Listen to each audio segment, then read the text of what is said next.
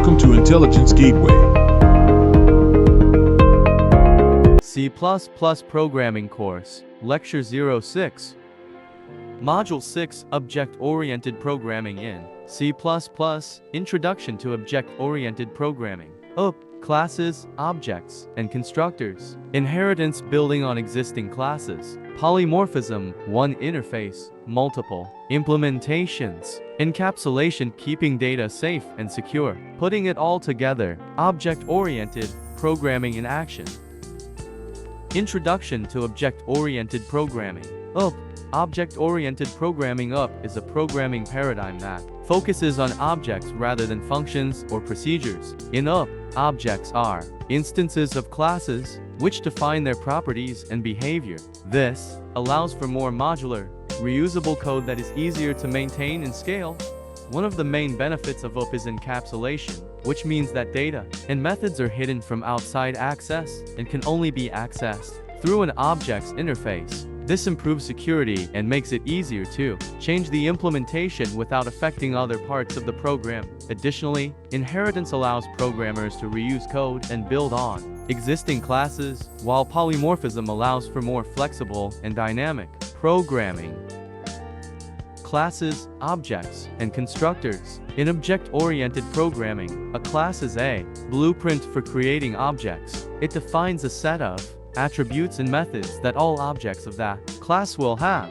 For example, if we have a class called car, all cars created from that class will have attributes such as color and model, and methods such as start and single quotes, stop single quotes, ... An object, on the other hand, is an instance of a class. It is created from the blueprint defined by the class and has its own unique set of values for each attribute. For example, if we create an object of the car class called myCar, it might have a color of red and a model of sedan. Classes, objects, and constructors. Constructors are special methods within a class that are used to initialize objects when they are created. They have the same name as the class and can take parameters to set the initial values of the object's attributes. For example, the car class might have a constructor that takes parameters for color and model to set those values when a new car object is created.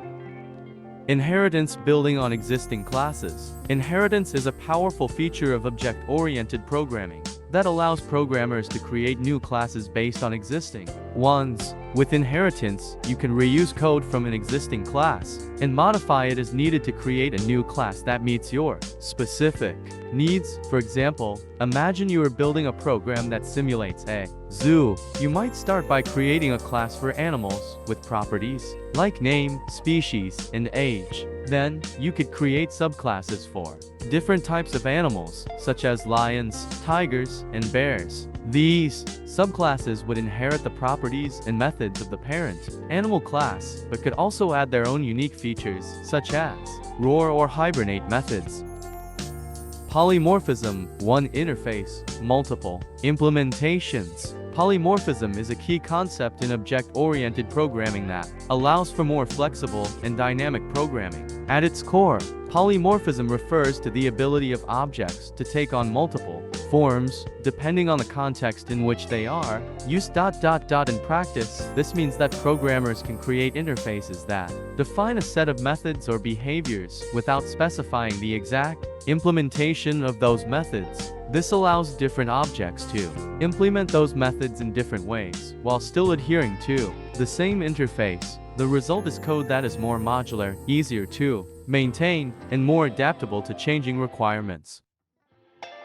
Encapsulation, keeping data safe and secure. Encapsulation is a fundamental concept in object-oriented programming that involves hiding data and implementation details within a class. By doing so, we can ensure that the data is accessed and modified only through specific methods, which helps to keep it safe and secure from unauthorized access or accidental modification. In addition to improving security, encapsulation also makes it easier to maintain and update code. Because the internal workings of a class are hidden from other parts of the program, we can change the implementation details without affecting the rest of the codebase. This makes it possible to make updates and improvements to our programs without breaking existing functionality.